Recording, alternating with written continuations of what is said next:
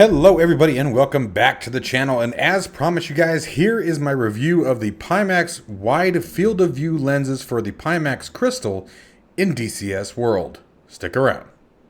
If you are interested in acquiring any of my overkills tutorial guides for Microsoft Flight Simulator, or simply interested in supporting the channel, please consider joining us on Patreon. Patreon subscribers level tier 2 and above have access to all of my guides, as well as any future releases that come down the road. Patreon link can be found in the description below. Simulations, watch us as we fly.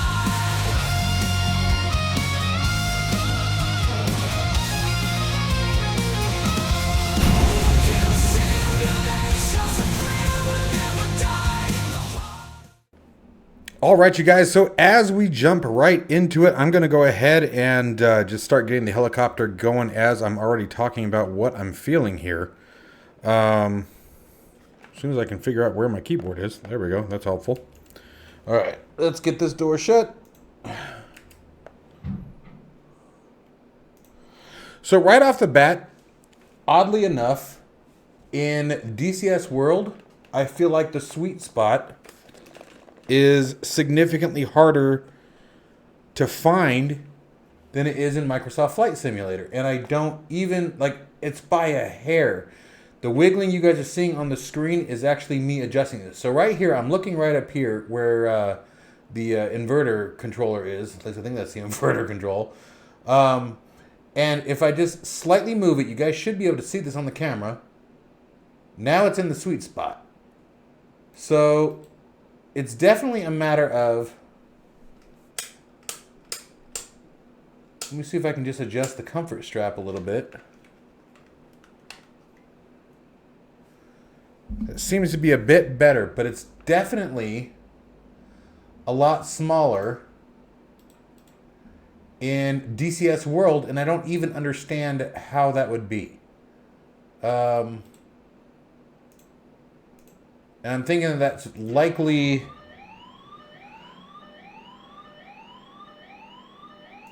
know what I just thought about? You guys would probably like to be able to hear DCS World.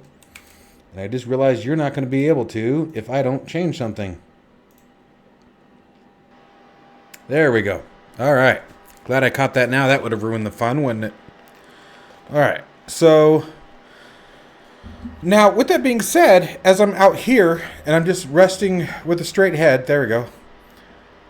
Everything out on my horizon here is fine. Like I'm having no issues whatsoever. Yeah. No problems at all.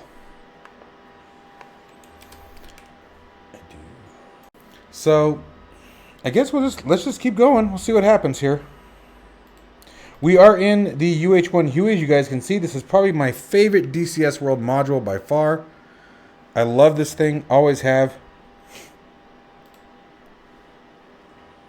I'm just doing a quick startup. I'm not doing anything fancy today.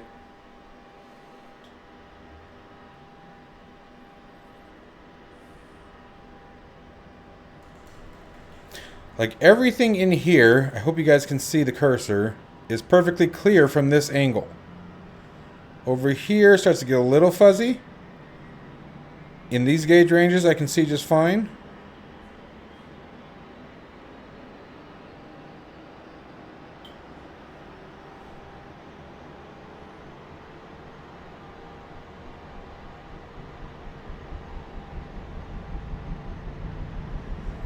Start rolling that throttle in. I had all of my... I'm using the Virpil Collective with the UH-60 grip. I had everything bound, including the throttle. And like an idiot, not 2 seconds before I started this video, I meant to clear a single binding, and I cleared everything. And the crappy part is, I think I cleared everything for every single aircraft. So it's gonna suck. I get to basically redo everything. So, as we start to come out,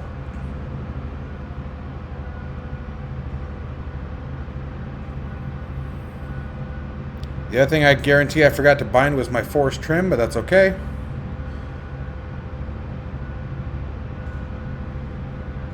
So just as before, when I talked about with Microsoft Flight Simulator, I'm going to be hyper-focused on everything because I'm looking for it. So take that into consideration. I got to bind that force trim. Hang on a second, guys. I can't do that without it. I'll be sitting there holding on to everything forever. Force trim, and let's find... It's back over here. Yep, there it is. Force trim. Alright, it's the only one I'm worried about right now. I can deal with everything else later.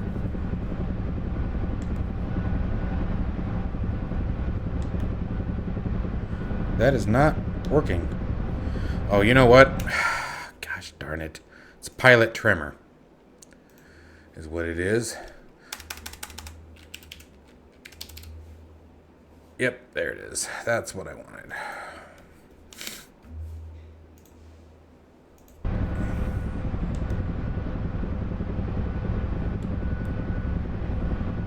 Why is that not working? That's what. Oh, damn it. And that's bound to something, and I don't know why. Do you see it? Right there. There we go. Alright. We're good now.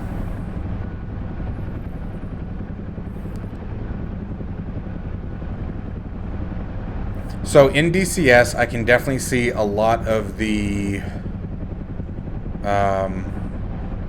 I don't know how to describe it other than blurriness around the very edges of the lenses. But now, I gotta stress this, guys. This is sort of a hard one to do for me, and I'm going to tell you why. So everything that I'm experiencing here, I experienced in Microsoft Flight Simulator for the first time too. I can even see a line dividing the two lenses. And I experienced all that the first time in Microsoft Flight Simulator. But then after my last review video, after a couple weeks of flying consistently, this is all I've been doing, is doing VR. And after a couple weeks of flying in Microsoft Flight Simulator, it went away. It's like I didn't notice, like everything was fine. I do still see the wide field of view. It definitely is making a difference, especially, that's why I picked the Huey, because the, A, it's my favorite, like I said. B, they're missing a power line there. It makes it real easy to get down low and start getting that sense of speed, which I'm definitely feeling, which is why I'm flying like I'm nervous. I haven't had that in a while. And this right here was my favorite thing to do in the 8KX. It was by far what made it so much fun. Was that you had that wide field of view, and so getting down low and dirty really got intense. And apparently I need to adjust my graphics settings. I don't know why everything's down so low. I don't normally run DCS that low. So I'm going to have to take a look at that another time, but...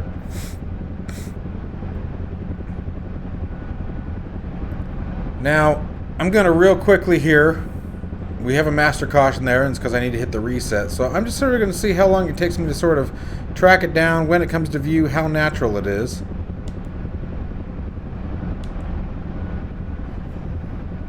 Yeah, found it just fine. So the sweet spot, if I can find my mouse, where's my mouse? That's the problem. There we go. There we go. It was perfectly easy to find there.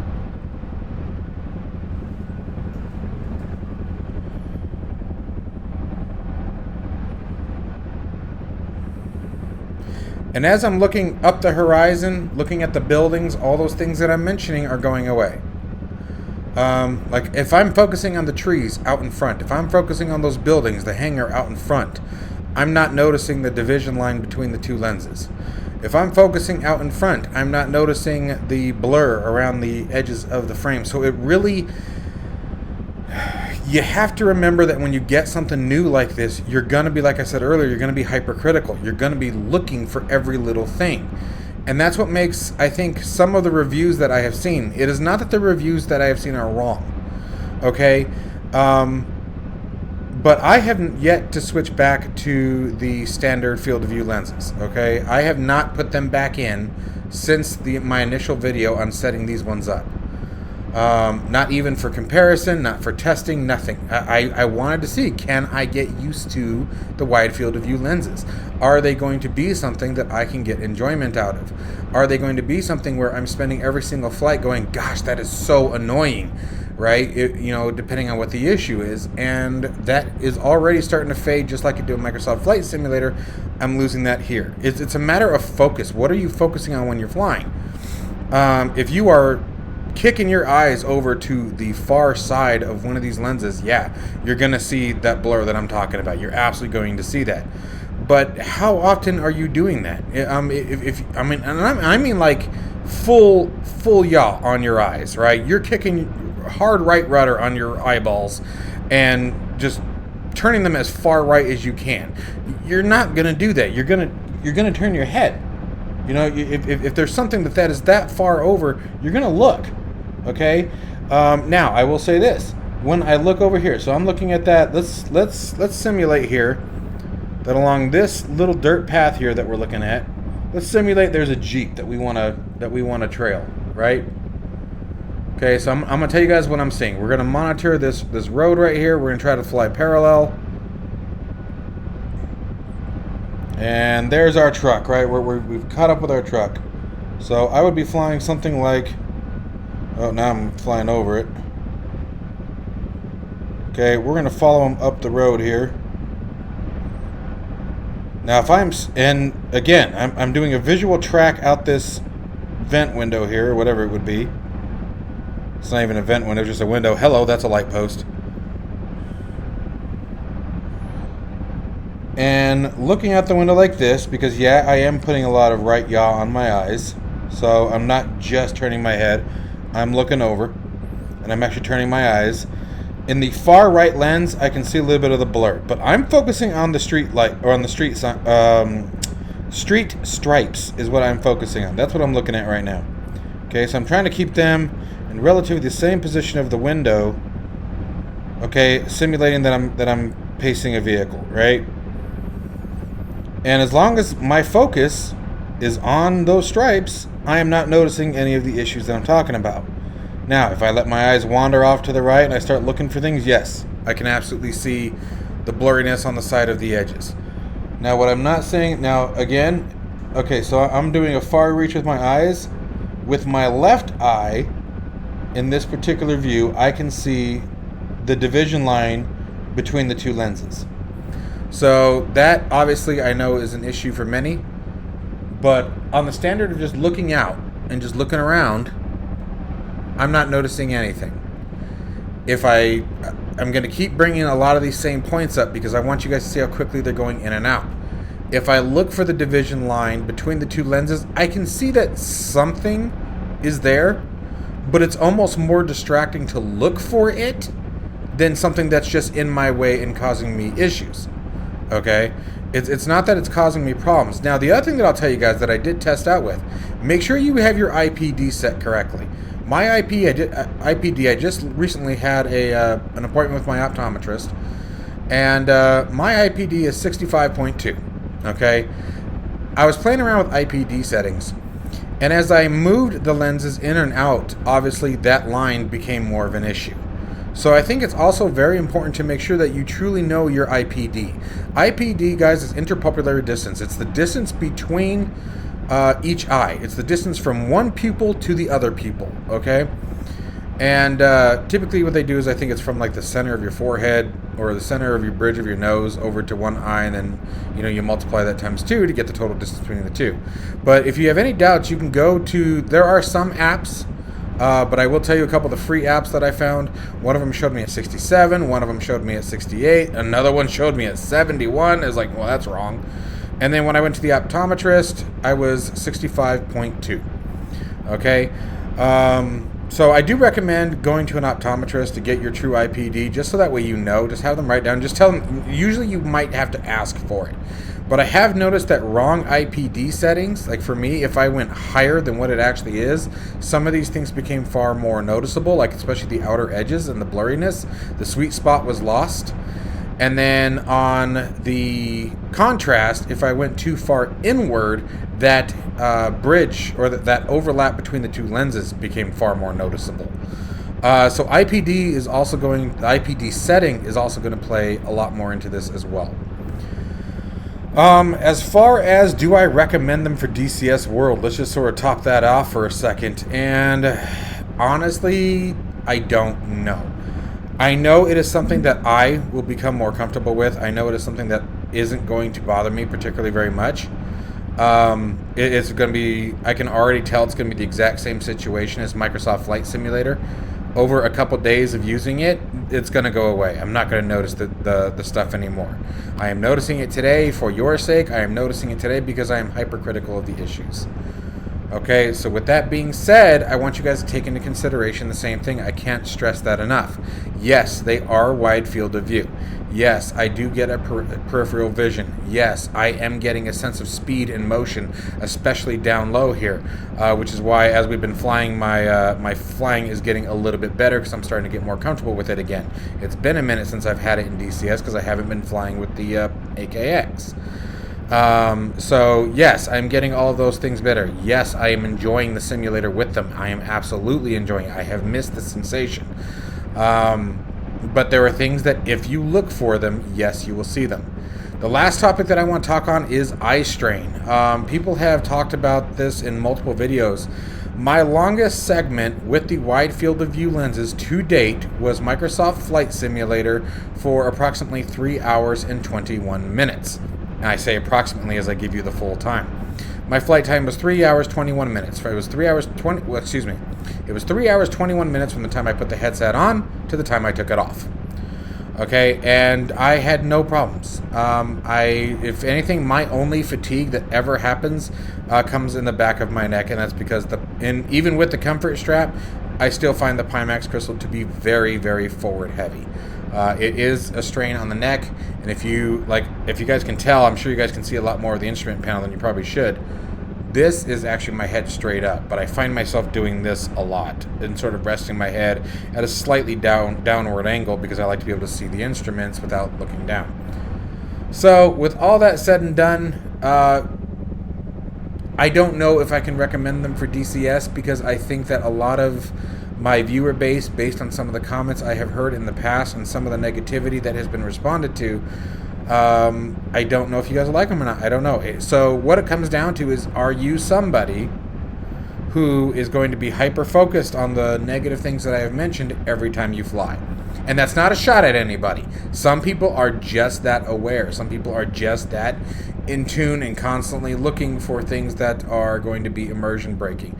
And if that is the case, then I do not recommend them. I cannot recommend them. I think they will be a waste of money for you. If you are someone who is like me and gets lost in the immersion and gets lost in the simulator, and the things that bothered you before don't really bother you after time, would you knock it off?